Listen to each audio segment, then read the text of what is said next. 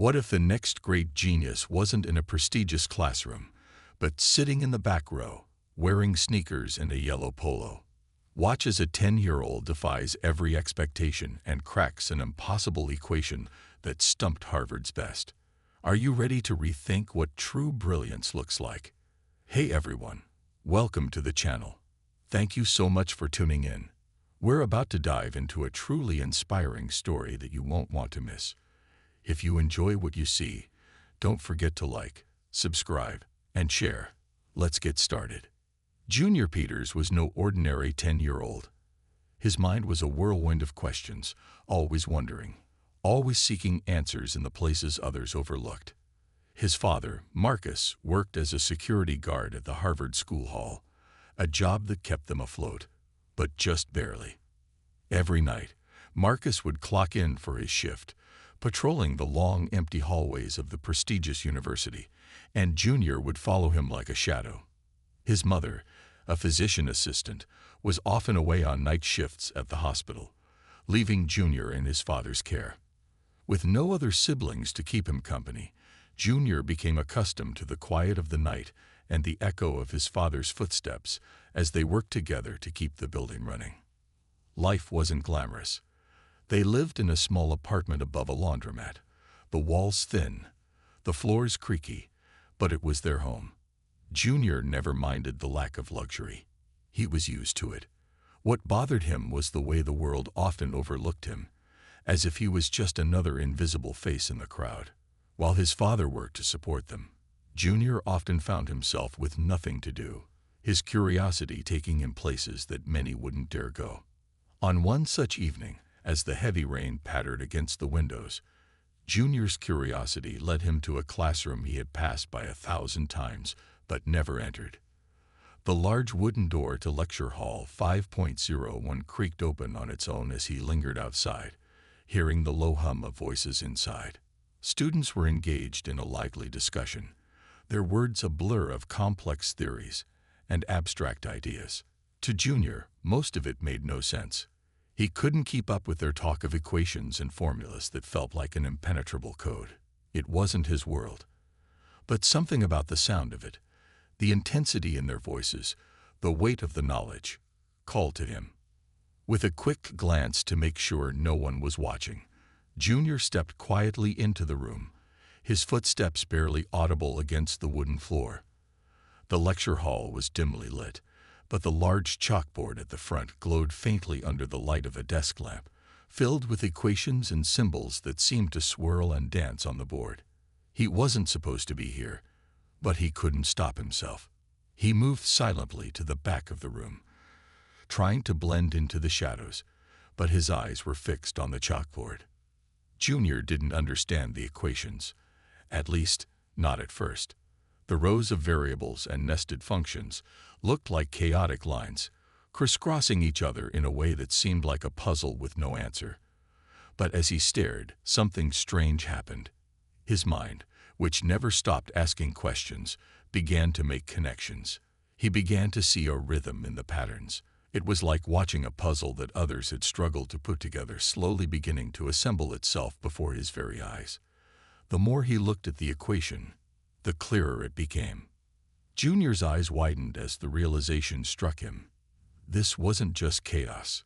It was a puzzle, an equation with a hidden order, a pattern waiting to be unlocked.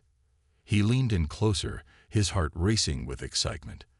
The students around him were too engrossed in their own work to notice him, too lost in their own thoughts to see the young boy sitting quietly in the back. But Junior wasn't there to blend in. He was there to solve the puzzle. He reached into his backpack, pulling out the stub of a pencil he had found on the subway earlier that week. The eraser was chewed down to almost nothing, and the pencil itself was worn from use. But it still worked.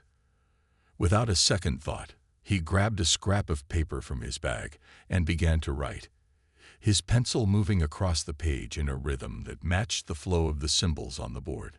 He wasn't solving the equation, not yet, but he was finding its hidden pattern, uncovering its structure. It was like finding a note in a song that had been missing all along. Professor Ahmed was known for his cold demeanor and intimidating intellect, His reputation in the world of mathematics was as sharp as his personality, and his students often found his lectures both enlightening and unnerving.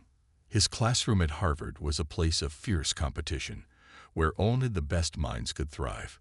He had taught thousands of students, but none had ever captured his attention quite like the young boy who was sitting in the front row that evening. The lecture was nearing its end, and Professor Ahmed was wrapping up a complex set of equations on the board. His voice cut through the air like precision steel, outlining the final points of a problem that had stumped even the brightest students in the department. It was a knot of variables and functions, a problem that seemed almost impossible. But the professor's satisfaction at solving it was evident in his firm tone. His chest puffed with the pride of having cracked an enigma that had eluded others. And then something caught his eye. He noticed Junior, the young boy sitting silently in the front row, scribbling something on a piece of paper. At first, Ahmed assumed it was a trivial mistake, or perhaps a student goofing off, distracted by the difficulty of the problem. But as he continued to teach, something about the boy's posture and the way he was writing grabbed his attention. Junior wasn't writing random notes or doodling. His hand moved across the paper with purpose, eyes darting from the chalkboard to his notebook, as though he were following an intricate pattern that no one else could see. The lines Junior drew were not like the ones the students were scribbling. These were sharp, deliberate, as if they held the key to solving the very equation Ahmed had just presented. The professor's steps slowed as he walked toward Junior, his gaze narrowing. What was this boy doing? Was he solving the equation? Ahmed didn't believe it at first.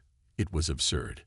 The boy, who should have been invisible in a room full of Harvard's most promising minds, was claiming the puzzle that no one else could untangle. As Ahmed approached, he felt his curiosity heighten. He leaned over the boy's shoulder, staring down at the paper. The symbols Junior had written weren't just random guesses. They were calculated, logical. The equations Junior had worked through mirrored the problem on the board, but with a certain clarity, a vision that none of the graduate students had brought to the table. Junior had recognized the flaw in the system, a hidden rhythm that no one else had seen. Junior caught Ahmed's gaze, and for a moment, the entire room seemed to fall silent. Every student's attention shifted from the professor to the quiet, unassuming child at the front. The professor's eyes were hard, his face unreadable, but there was something else there, something new, a glimmer of curiosity, something he hadn't felt in years. He walked toward Junior slowly, his footsteps purposeful. "What are you doing?" Ahmed asked, his voice stern but edged with a curiosity that was impossible to ignore. Junior froze, suddenly aware that his quiet concentration had drawn attention. He looked up at the towering figure of the professor and swallowed hard.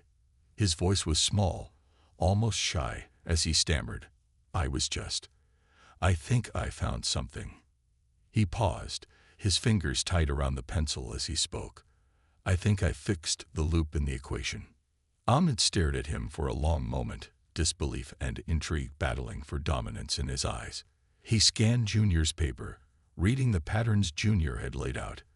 His mind raced as he realized that the boy wasn't just guessing. He was seeing something the professor had missed. In fact, Junior had taken the problem, twisted it, and begun solving it in a way that no one else had thought of. "You didn't just fix it," Ahmed said, his voice quieter now, almost in awe. "You rewrote it. You've solved a part of it that even my best students couldn't crack." Junior blinked, his heart pounding in his chest. He hadn't meant to impress anyone. He had just followed his curiosity, just tried to understand what others couldn't. He had solved a problem, but it didn't feel like an achievement to him. It felt like something that was simply waiting to be understood. "Who are you?" Ahmed asked, his voice low and intense. Junior hesitated, unsure of how to answer. He was nobody. He was just the son of a janitor, following his father around the school, doing his best to stay out of the way. "I'm nobody," he replied, his voice small and humble. "My dad works here." Ahmed frowned, not because of Junior's answer, but because in that moment he realized something much more important. The boy's brilliance had been completely overlooked, just as his father's hard work had been.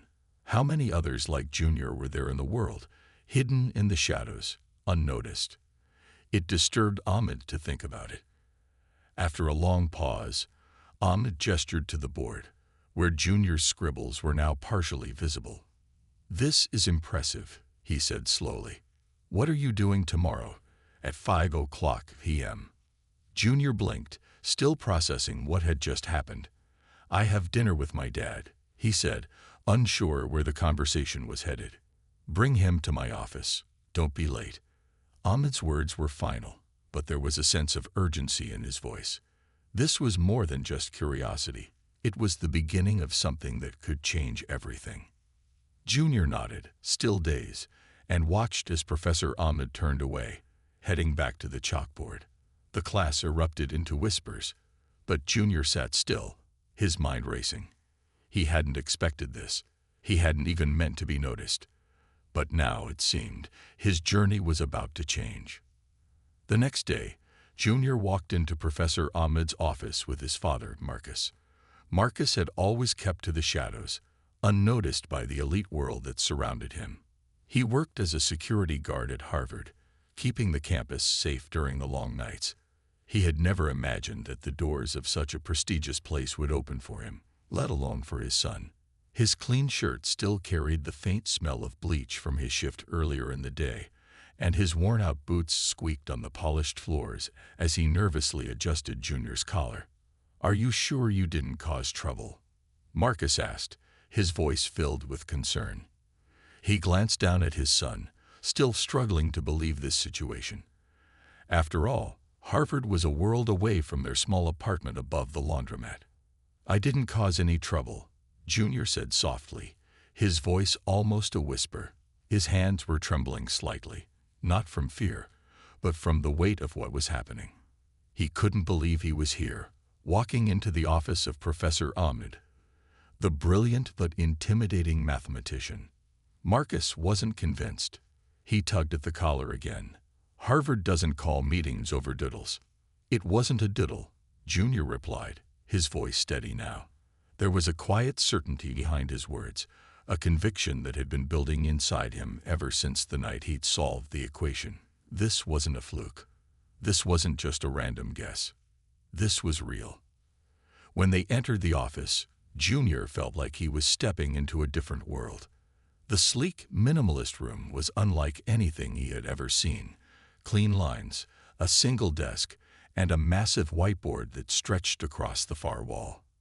The whiteboard was filled with complex formulas, diagrams, and equations, symbols that looked like a foreign language to Junior. Professor Ahmed, tall and composed, sat behind the desk with his sharp eyes trained on the door. He was waiting for them, his expression unreadable. "I'm not here to scold," Professor Ahmed said sharply, his voice clear and precise. He turned to Junior, his eyes narrowing slightly. "What exactly did you see last night?" Junior hesitated for a moment. It wasn't easy to explain something that felt so deeply personal, something that had come from within him. But he had to try. His heart raced as he spoke, his voice gaining strength with each word. "The equation. It had a pattern I could see. Like a song with the wrong note in it." He glanced up at Professor Ahmed, his eyes filled with an earnest desire to be understood. Ahmed raised an eyebrow, clearly intrigued but still skeptical. "So you compare math to music?" Junior nodded slowly. "It's all patterns," he said. "Some are obvious, some aren't. But when you know what to look for, you can hear the rhythm." The professor stared at Junior for a long moment, as if trying to understand how a child, someone so young, so out of place in this world of numbers and logic, could have such an insight. He had seen many brilliant minds in his years of teaching, but none like this. The boy in front of him didn't need textbooks, didn't need the structure of formal education to understand complex concepts. He saw the world through a different lens, one that was both raw and intuitive.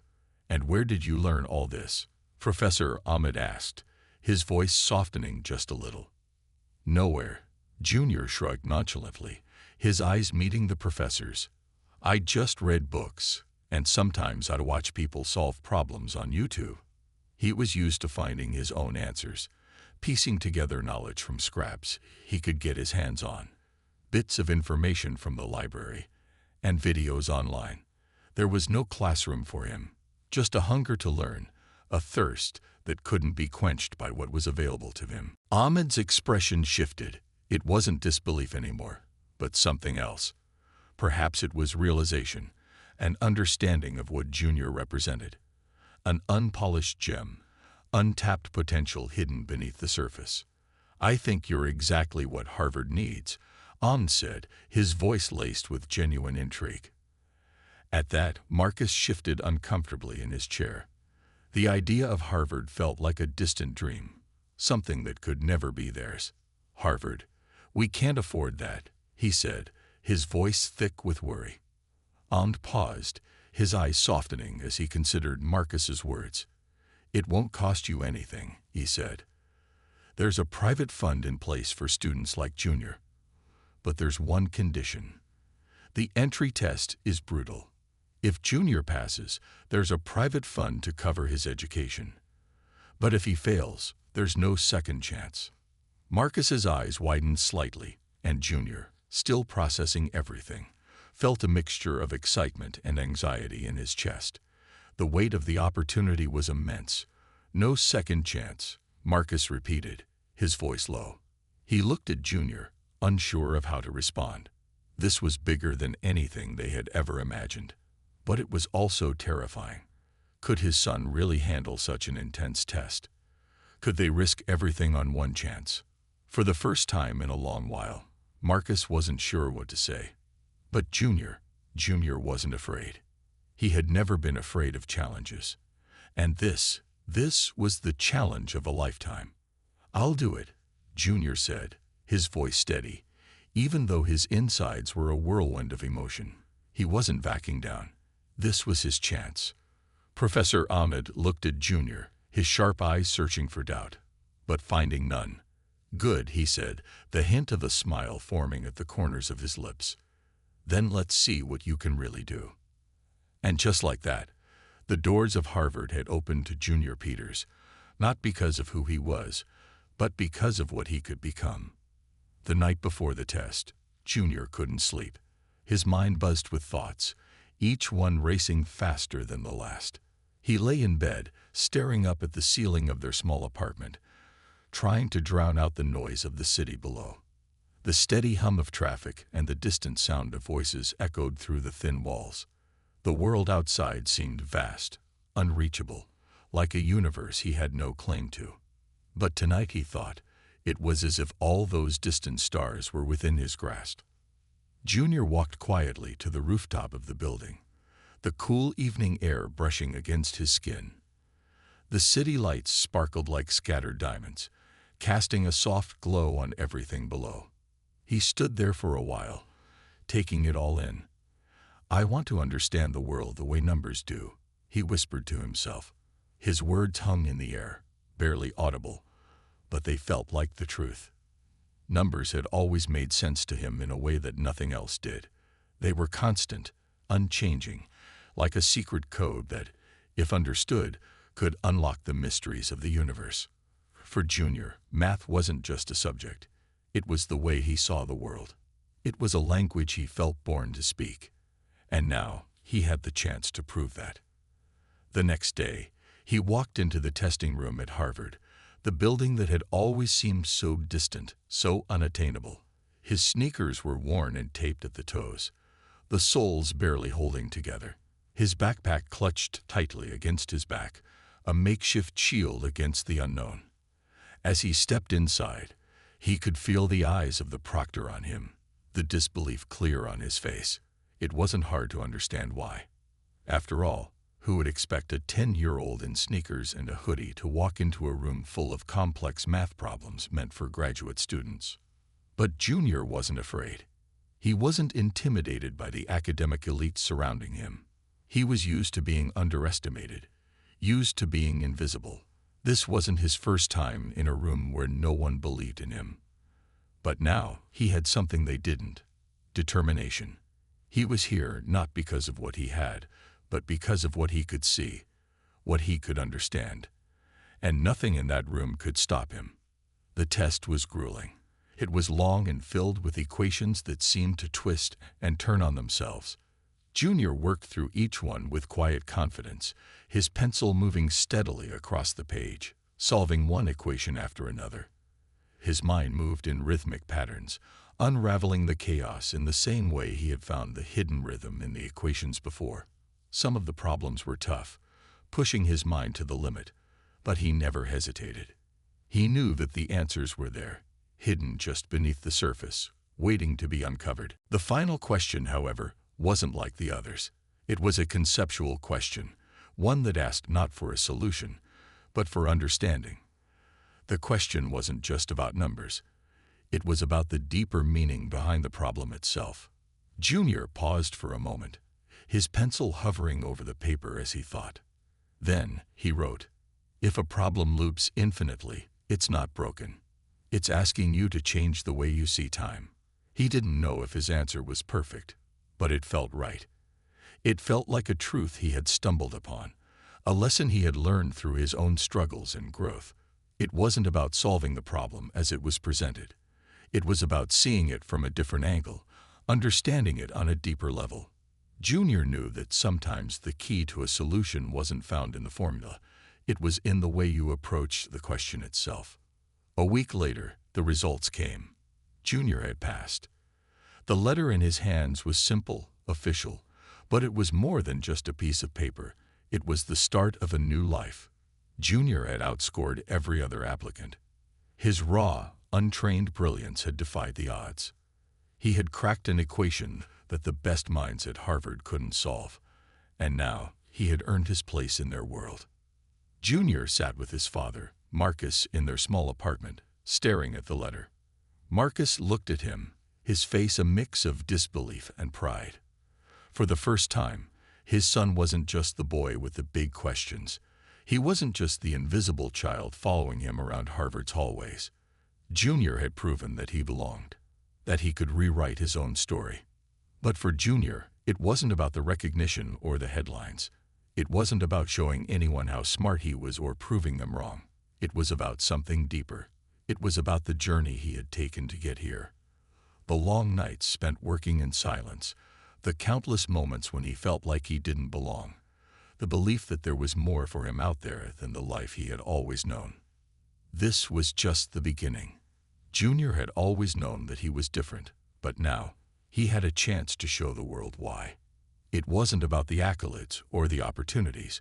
It was about proving to himself that even the smallest, most unnoticed person could rewrite their own story.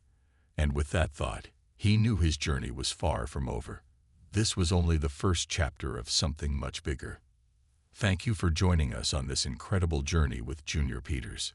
His story reminds us that sometimes the most brilliant minds come from the most unexpected places. It's a tale of persistence, belief, and the courage to rewrite your own story, no matter the obstacles. If you found this story inspiring, don't forget to hit that like button, subscribe for more, and share it with anyone who needs a little extra motivation today. We'd love to hear your thoughts, so leave a comment below and let us know what part of Junior's journey touched you the most. Until next time, keep believing in your own potential.